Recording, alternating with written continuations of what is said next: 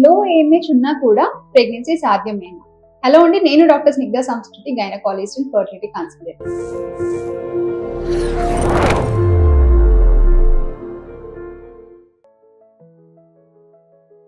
చాలా మంది మహిళలు, మేడం నా ఏమేజ్ తక్కువగా ఉంది, ప్రెగ్నెన్సీ వస్తుందా రాదా అని భయపడుతూ ఉంటారండి. ఈ వీడియోలో ఏమేజ్ అంటే ఏంటి, తక్కువ ఏమేజ్ ఉన్నా కూడా ఎలా గర్భం పొందవచ్చో చాలా సింపుల్ లాంగ్వేజ్ లో చెప్తాను, వినండి. ఏమేజ్ అంటే ఏంటి?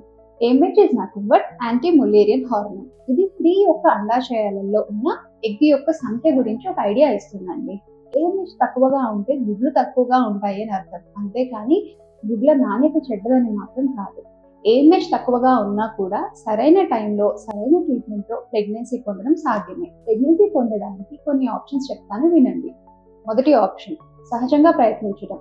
ఒకవేళ గనక స్త్రీకి పీరియడ్స్ రెగ్యులర్ గా ఉండి అండం గనక రెగ్యులర్ గా రిలీజ్ అవుతూ ఉంటే గనక ఒక 3 months పాటు న్యాచురల్ గా ట్రై చేయొచ్చండి.